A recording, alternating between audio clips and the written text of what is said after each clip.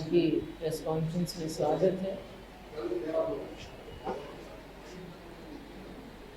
मेरे साथ हमारे पीसीसी अध्यक्ष श्री दीपक बैद जी सांसद,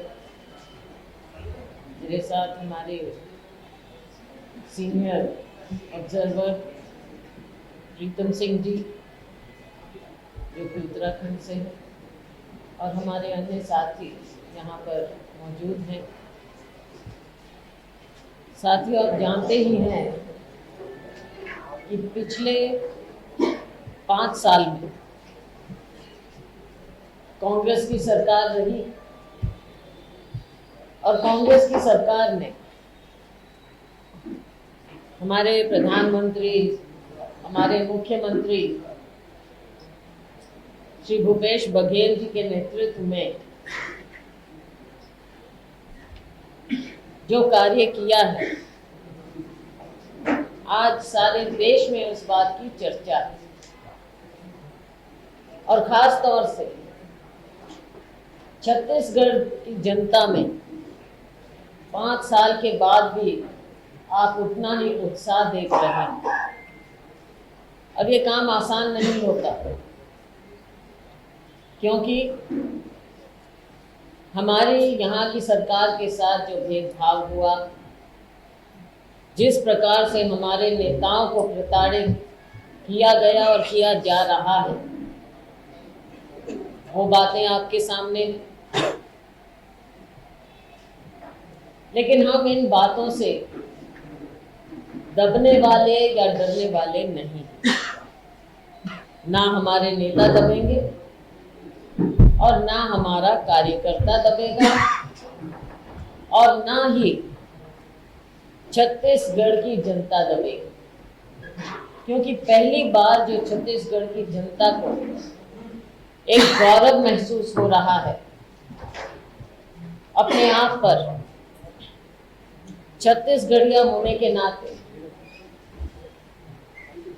इस बात को यहाँ की जनता अच्छी तरह से जानती है, पहचानती है। लेकिन साथियों, साथ में छत्तीसगढ़ के लोग ये भी नहीं भूले कि 15 साल जो भारतीय जनता पार्टी का कुशासन रहा, और इनके बारे में कांग्रेस पार्टी ने उस समय भी आपके सामने आरोप पत्र जारी किया था, और अभी भी हम आपके सामने वो बातें रखना चाहते हैं जो पहले भी सच साबित हुई, और आज के दिन जो केंद्र सरकार का रवैया और इनके कारनामे हैं, बल्कि मैं कहना चाहूंगी काले कारनामे, वो भी जनता के सामने रखना बहुत जरूरी है। और ख़ास तौर से आप सभी लोग जो छत्तीसगढ़ के हमारे मीडिया के साथी हैं, आप देख रहे हैं कि भारतीय जनता पार्टी की झूठ की राजनीति किस कदर बढ़ती चली जा रही है। इनके केंद्र के नेता यहाँ पर आकर कोशिश करते हैं, प्रयास करते हैं छत्तीसगढ़ के लोगों के सामने अपनी झूठ की राजनीति चलाने, और आकर गलत बयानबाजी करने। आप लोग भी और यहाँ के लोग इनकी असलियत को जानते हैं। शीर्ष नेता कितना ही आए, कितना ही बोले, लेकिन यहाँ की हमारी जनता कांग्रेस पार्टी से पीछे हटने वाली नहीं। हमें अपने काम पर भरोसा है, हमें छत्तीसगढ़ की जनता पर भरोसा है। साथियों, आज हम छत्तीसगढ़ कांग्रेस की ओर से भारतीय जनता पार्टी के करतूतों के कुशासन का, उनके केंद्र की मोदी सरकार की वादा खिलाफी, भ्रष्टाचार, कुशासन, और छत्तीसगढ़ में 15 साल तक भाजपा की सरकार थी, 15 साल के भाजपा के शासन का दौर छत्तीसगढ़ के लिए काला अध्याय साबित हुआ है। ये यहाँ की जनता ने प्रूव कर दिया। भाजपा के जन विरोधी आचरण के खिलाफ भाजपा का काला चिट्ठा आज हम जारी कर रहे हैं। आपको उसकी प्रतियां हम दे देंगे अभी आपके सामने रख के। इसमें 9 साल की मोदी सरकार की वादा खिलाफी, 15 साल के रमन सिंह जी के नेतृत्व में जो भाजपा की सरकार चली, उसमें छत्तीसगढ़ का शोषण, भ्रष्टाचार, वादा खिलाफी और भाजपा का जो असली चरित्र है, आदिवासी विरोधी और अनुसूचित जाति विरोधी, उस चेहरे को भी हम बेनकाब करेंगे। अभी जो हम आपके सामने रखेंगे, इसमें 212 बिंदु भाजपा सरकार के खिलाफ, केंद्र सरकार के खिलाफ और इनकी पार्टी के और इनके 15 साल के कुशासन के। मोदी सरकार का काला चिट्ठा है, इसके 85 बिंदु। मोदी जी के कुशासन, जन विरोधी फैसले जो हैं, उनके 26 बिंदु। रमन सिंह जी के, उनके मंत्रिमंडलीय सहयोगियों के घोटाले 34 बिंदु। रमन सिंह राज के 15 साल में छत्तीसगढ़ के शोषण के 54 बिंदु। भाजपा के आदिवासी विरोधी चरित्र के 8 बिंदु। भाजपा के किसान विरोधी चेहरे के 4 बिंदु। देश में आज के दिन साथियों, आप सब जानते हैं और इस बारे में हमारी आपकी बार बार बातचीत हुई है, क्योंकि आपकी ये दुखती रग, हर एक नागरिक की दुखती रग, महंगाई जो आज के दिन चरम सीमा पर, ये भाजपा के माथे पर सबसे बड़ा कलंक लगा हुआ है। कहाँ ये बात करते हैं दुनिया, कहाँ ये बात करते हैं दुनिया में सिर ऊपर उठाने की। हम चाहते हैं हमारा देश, भारतवासी गर्व से अपना सिर ऊपर उठाएं, लेकिन उससे पहले भारतीय जनता पार्टी, मोदी सरकार को ये भी देखना होगा कि हमारा एक एक नागरिक आज के दिन गरीब है, मिडिल क्लास, किसान है, मजदूर, शहरी हैं, ग्रामीण है, महंगाई से किस प्रकार से ग्रस्त। साथियों, अभी 5 राज्यों के चुनाव सर पर,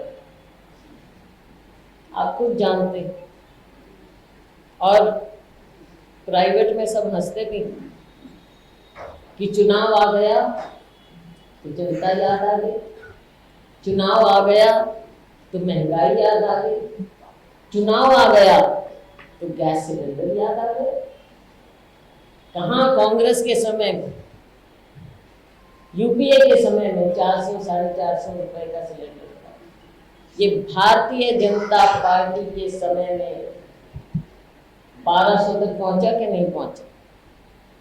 और आज अगर ये सोचते हैं कि 200 रुपए की कटौती करके चुनाव को मद्देनजर रखते हुए ये जनता को बरगला देंगे,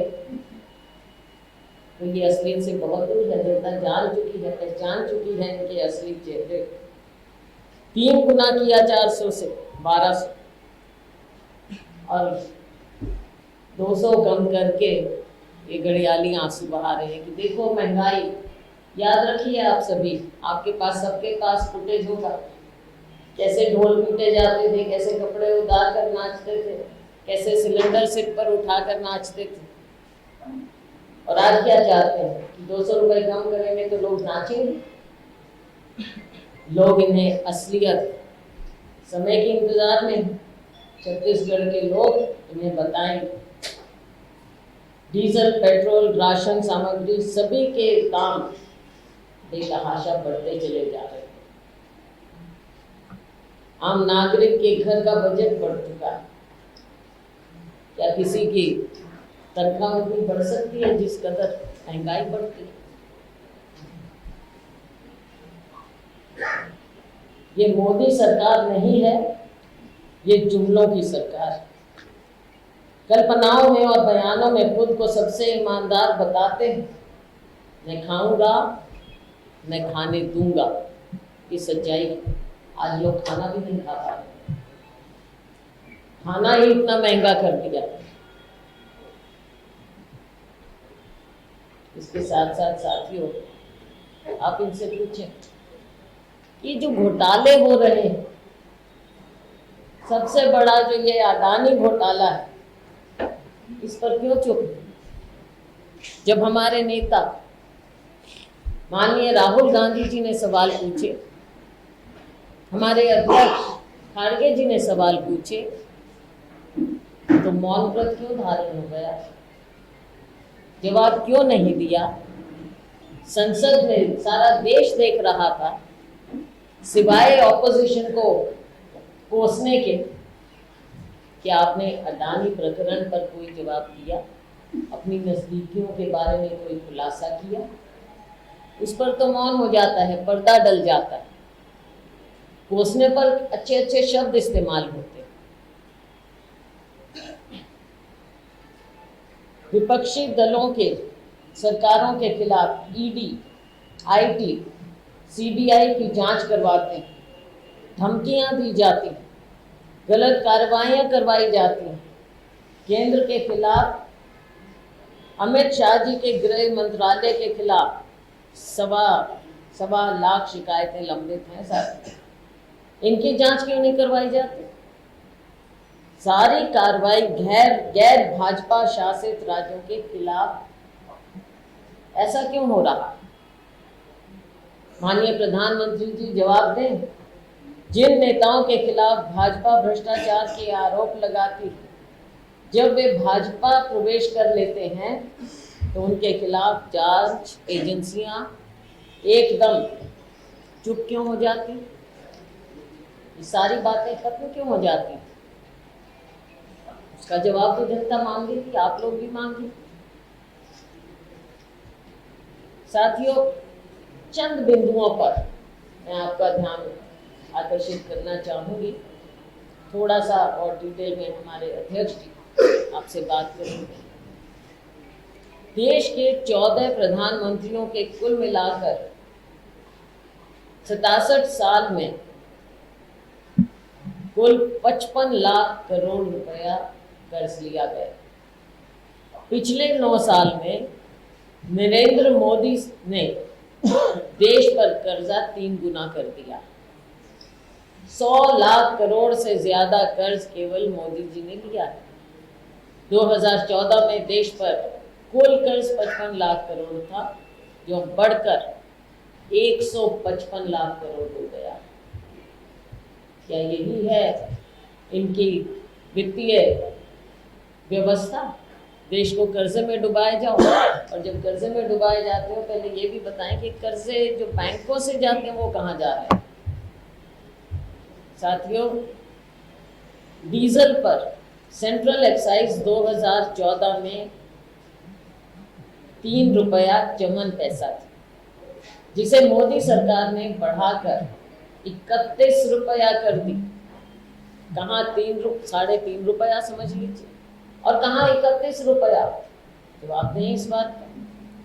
410 का सिलेंडर 1100 से पार कर चुका है।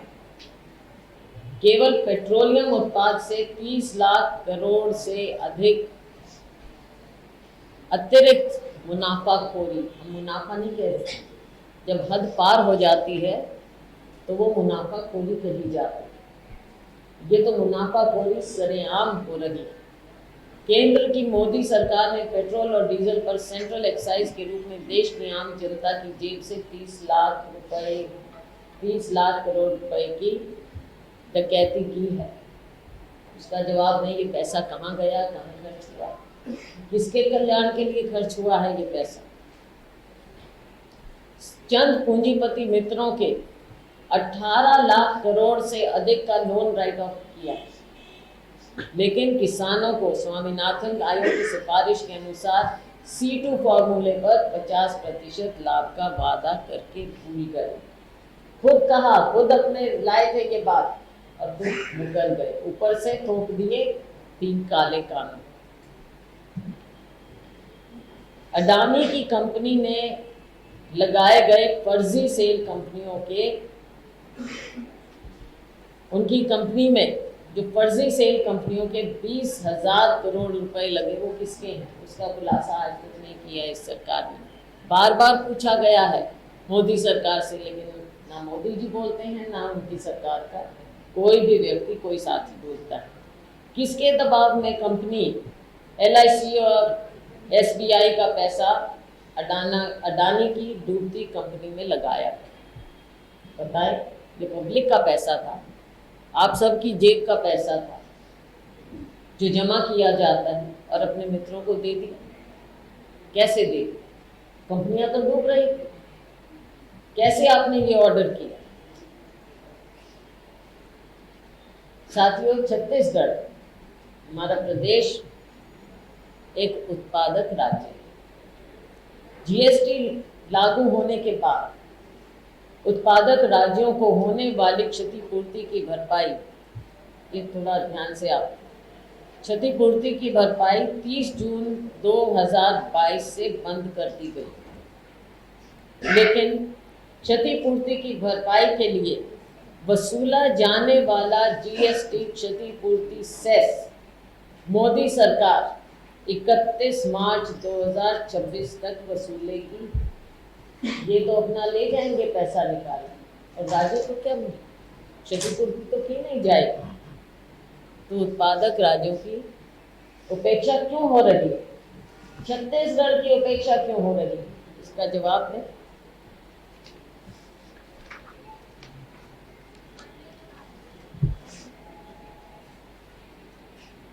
केंद्र ने 3 काले कानून लगाए, वो मैंने आपको बताया। 750 किसान मारे गए, उनके बारे में मौत। वन अधिकार की हम बात करें तो हमारे अध्यक्ष जी ज़्यादा डिटेल में बताएंगे। वन अधिकार अधिनियम के प्रावधानों को शिथिल कर आदिवासियों को जल, जंगल, जमीन से वंचित करने केंद्र की मोदी सरकार जो षड्यंत्र रच रही है, उसका खुलासा करेंगे। साथियों, UPA सरकार ने देश के 27 करोड़ लोग गरीबी रेखा से ऊपर उठाए गए। ये उस समय की हमारी नीतियां ऐसी थी, काम ऐसा हुआ, देश आगे बढ़ रहा था, उसका हिस्सा गरीब से गरीब आदमी को दिया गया। 27 करोड़ रुपए दुनिया ने माना गरीबी रेखा से ऊपर उठे, जबकि केंद्र की मोदी सरकार की गलत आर्थिक नीतियों के कारण 23 करोड़ लोग मध्यम वर्ग से गरीबी रेखा के नीचे चले गए। तो आप सोच लीजिए, ये तो हिसाब बराबर करने में लगे हुए हैं, बताएंगे, जवाब देंगे। साथ में ये ज़रूर कहना चाहूँगी साथियों, हमें खुशी है छत्तीसगढ़ के बारे में। खुद योजना आयोग ने कहा कि 40 लाख लोग छत्तीसगढ़ में गरीबी रेखा से ऊपर उठाए गए। ये यहाँ की हमारी सरकार, राज्य सरकार की बहुत बड़ी उपलब्धि है, क्योंकि लोगों को विकास का हिस्सा बनाया गया, लोगों को विकास में हिस्सा दिया गया। गरीब से गरीब इंसान को, छत्तीसगढ़िया को आज के दिन गर्व महसूस हो रहा है। अपने पूंजीपति मित्रों के लाभ के लिए पहली बार देश में कमर्शियल माइनिंग मोदी सरकार ने प्रारंभ की। कोल इंडिया लिमिटेड और ACCCL जैसे सरकारी कंपनियों और नवरत्न कंपनियों में खनन का काम अडानी जी को दिया गया। दबाव में दिया या प्यार में दिया, पता तो चले। भूपेश सरकार ने, यहाँ की हमारी सरकार ने 27 जुलाई 2022 को हसदेव अरण्य के 5 कोल ब्लॉक आवंटन निरस्त करने विधानसभा में प्रस्ताव पारित कर केंद्र की मोदी सरकार को भेजा। लेकिन पिछले 1 वर्ष से मोदी सरकार इन पर चुप बैठी। मतलब राज्य का कुछ भी नुकसान हो, मोदी सरकार ने अपने दोस्तों का, निजी दोस्तों का साथ नहीं छोड़ना है।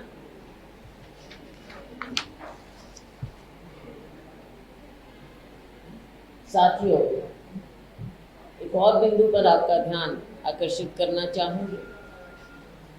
2 दिसंबर 2022 से 76% आरक्षण विधेयक विधानसभा में सर्वसम्मति से पारित किया गया, राजभवन को भेजा गया।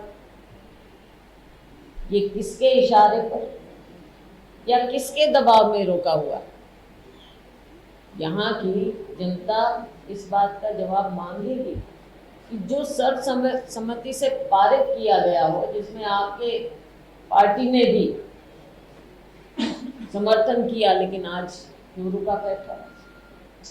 क्यों आपको यहाँ के लोगों से इतनी नाराजगी है? छत्तीसगढ़िया लोगों से इतनी नाराजगी क्यों मोदी सरकार को?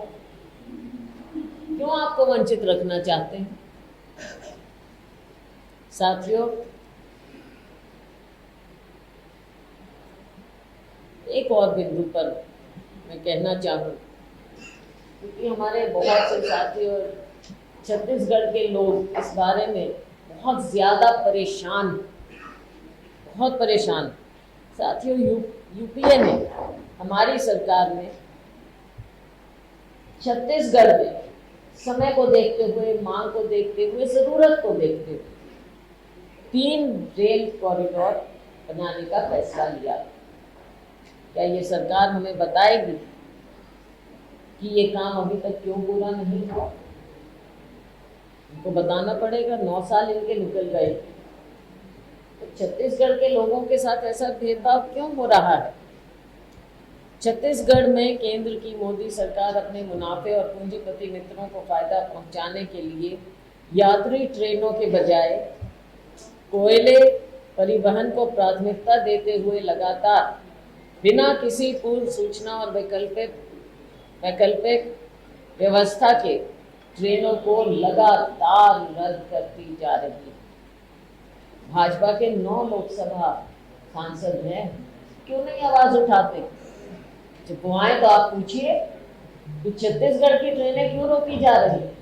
ठीक है, एक समय में जरूरत थी कोयला पहुंचाने की, तो उस समय आपने किया, लेकिन जो हमारा आम परिवहन की जरूरत है, यात्रियों की जरूरत है, आप कब तक उसको नजरअंदाज करेंगे?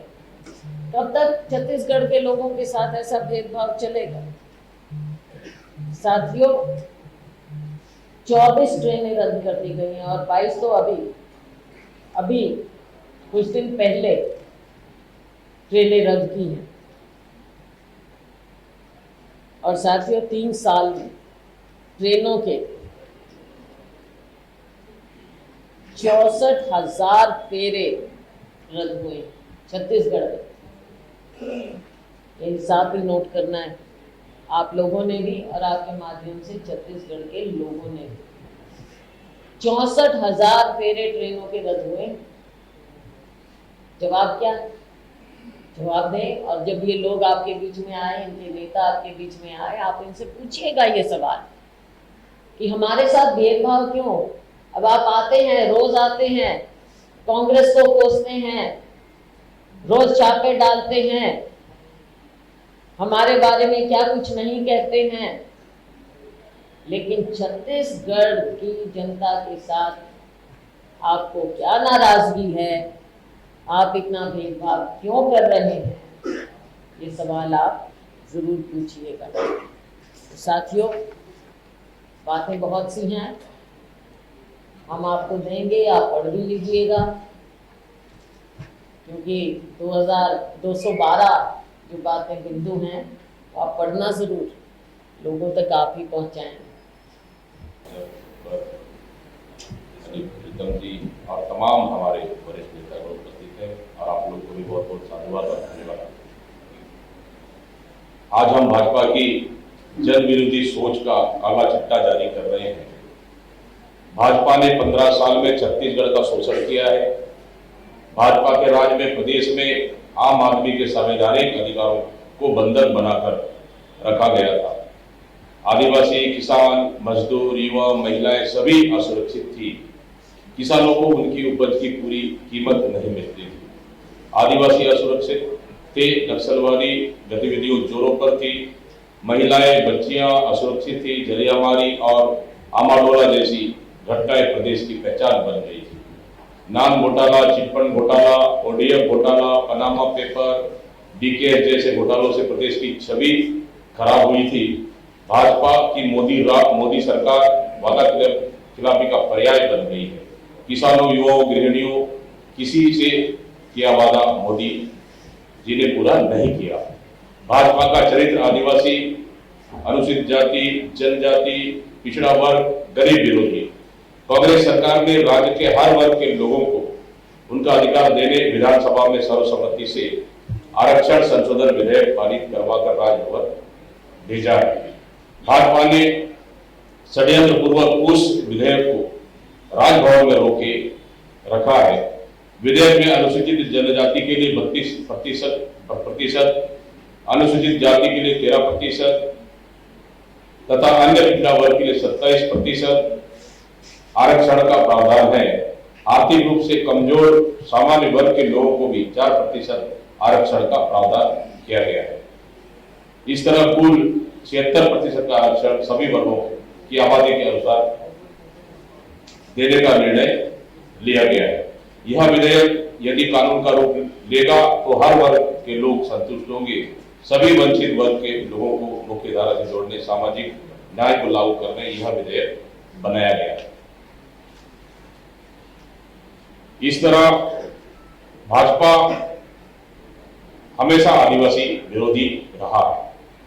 वन अधिकार पट्टों के लिए प्राप्त 4 लाख आवेदनों को बिना किसी परीक्षण के पिछले सरकार ने निरस्त कर दिया, लेकिन कांग्रेस सरकार ने 4,55,586 वन अधिकार पत्र अभी तक का बांटे।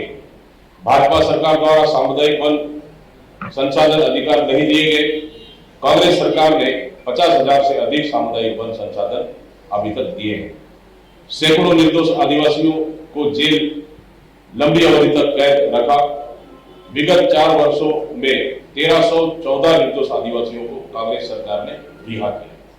भाजपा के शासनकाल में आदिवासियों के हजारों एकड़ भूमि पर जबरदस्ती कब्जा किया गया। कांग्रेस की सरकार में बस्तर की लोहंडीगुड़ा क्षेत्र के 10 गांव में निजी इस्पात संयंत्र के लिए अधिग्रहित की गई 1707 किसानों की 4200 एकड़ से अधिक भूमि उन्हें वापस की गई। भाजपा शासन काल में केवल 7 प्रकार की वनोपज खरीदी की जाती थी। लघु वनोपज की न्यूनतम मूल्य पर संग्रहण का कोई प्रयास नहीं किया गया। संग्राहकों को, बिचौलियों को वनोपज औने पौने दामों पर बेचना पड़ता था, लेकिन कांग्रेस की राज में समर्थन मूल्य पर खरीदे जाने वाले लघु वनोपजों की संख्या 7 से बढ़ाकर 65 प्रकार की है। पेशा कानून को लागू करने का कोई प्रयास नहीं किया गया, लेकिन कांग्रेस सरकार ने पेशा कानून के नियम बनाए। आदिवासियों को रोजगार, स्वरोजगार और उनकी आय में वृद्धि को लेकर कोई प्रकार प्रयास नहीं किया गया। सुपोषण अभियान को लेकर प्रभावशील कार्य नहीं किया गया। वनांचल सुदूर क्षेत्रों के जरूरतमंद लोगों तक योजनाओं का लाभ नहीं पहुंचाया। फर्जी चिटफंड कंपनियों को आश्रय दिया गया। इन कंपनियों ने आम जनता से उनके खून पसीने की कमाई के करोड़ों रुपए ठगने का काम किए। इस तरह से भाजपा हमेशा किसान विरोधी रहा है। भाजपा ने 2013 में 2100 रुपए प्रति क्विंटल देने का वादा किया था और 300 रुपए बोनस देने का। इस तरह से दोनों कुल मिलाकर 2400 रुपए देने का वादा किया था, जो 15 साल सरकार रहने के बाद भी उन्होंने नहीं दिया। मोदी सरकार ने, खैर मैंने तो उनको कह दिया है। तो इस तरह से भारतीय जनता पार्टी की सरकार, केंद्र सरकार ने हमेशा किसानों को चलने का काम किया। यहां तक कि किसानों को उन्होंने आतंकवादी कहा, नक्सलवाद कहा और देशद्रोही कहा। मतलब किसानों को उन्होंने हमेशा प्रताड़ित और किसान विरोधी उन्होंने हमेशा बात कही। आदरणीय साथियों, सबसे बड़ी बात यह है कि छत्तीसगढ़ केंद्र की सरकार ने पूरे देश की संपत्तियों को बेचने के अलावा छत्तीसगढ़ की खनिज संपदा को बेचने का लगातार काम कर रही है। हम लगातार जिस तरह से केंद्र के नेताओं का छत्तीसगढ़ दौरा हो रहा है, आना हो रहा है चुनाव सत्ता पाने के लिए, मैं उनसे पूछना चाहता हूं, क्या नंदराज पहाड़ जो ये दंतेवाड़ा जिले के बेलाडीला पहाड़ में एक लो अयस्क क्षेत्र है, उनको पिछले रमन सिंह की सरकार में अडानी को देने के लिए अडानी को लीज उन्होंने दिया। वहां के हजारों आदिवासियों ने लगभग 8 से 10 दिन आंदोलन किए। मैं स्वयं गया था उस आंदोलन में, उनसे चर्चाएं की और 3 बिंदुओं पर उन्होंने जांच के लिए राज्य सरकार से मांगा। राज्य सरकार ने जांच 3 बिंदुओं पे की और जिस ग्राम सभा जिस तरह से उन्होंने ऐलान किया था वो नियम विरुद्ध था और राज्य सरकार ने उनको शून्य घोषित किया। लेकिन आज तक लीज निरस्त क्यों नहीं हुआ? उसको क्यों आज तक अडानी के नाम से भी लीज आज तक है, ये हम भारतीय जनता पार्टी से हम पूछते हैं। दूसरा, नगरदार संयंत्र को निजीकरण के लिए अडानी को देने के लिए लगभग पूरी खाका इन्होंने तैयार कर दी है। जो बस्तर के वहां के आदिवासी, वहां के युवाओं को, वहां के बस्तर के लोगों का सपना था, उसको बेचने का काम कर रही है। क्या केंद्र से आने वाले प्रधानमंत्री या अमित शाह जी क्या इस पे जवाब देंगे? इस तरह से छत्तीसगढ़ के कोयले खदानों को भी अडानी को उन्होंने बेच दिया है और बाकी एसईसीएल को भी उन्होंने बेचने का प्लान किया है।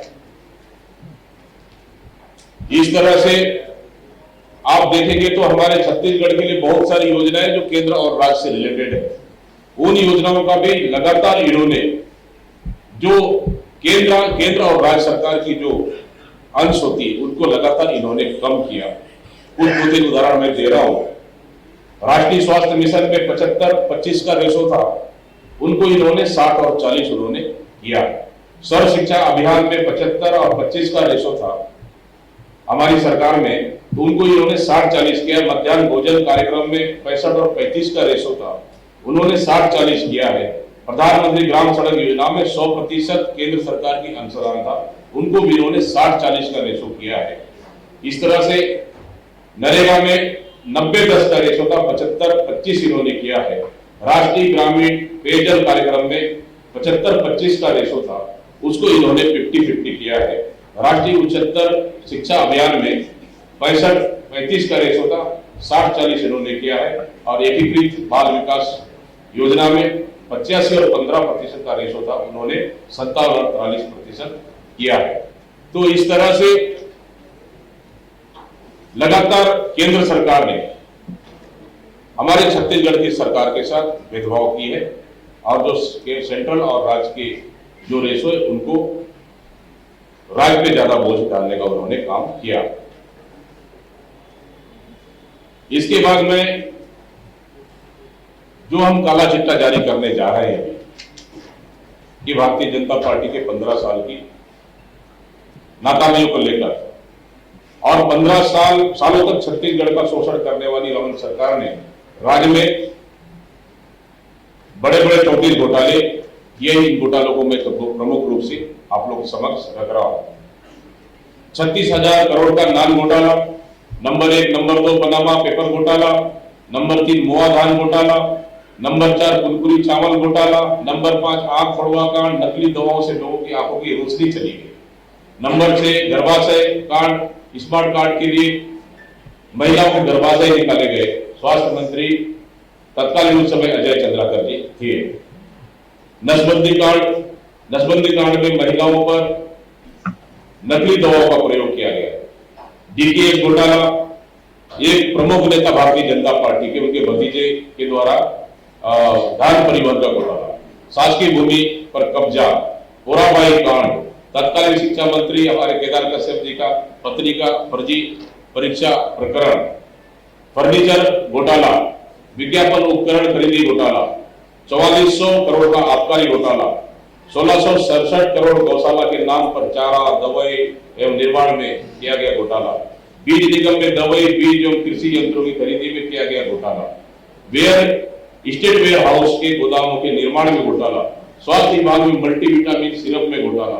जमीन घोटाला, झलकी घोटाला, परिवहन चेक पोस्ट घोटाला, मोबाइल खरीदी में घोटाला, बारदाना घोटाला, भदौरा जमीन घोटाला, पुष्प स्टील घोटाला, चौबे कानूनी जमीन घोटाला, इंदिरा प्रियदर्शनी बैंक घोटाला, स्काई वॉक घोटाला, एक्सप्रेसवे घोटाला, बिलासपुर सकरी बाईपास घोटाला, तेंदुपत्ता खरीदी घोटाला, चिटफंड घोटाला, रतन चोट घोटाला। इस तरह से लगभग बड़े और छोटे मिलाकर देखेंगे 15 साल में 34 से अधिक भारतीय जनता पार्टी की सरकार, रमन सिंह की सरकार ने घोटाले किए हैं और ये हम पे घोटाले करने का आरोप लगा रहे हैं।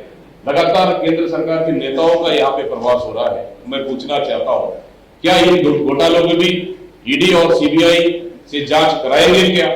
मैं उन तमाम जो दिल्ली से आए नेताओं को हम लोग इस प्रेस के माध्यम से हम उनसे पूछना चाह रहे हैं।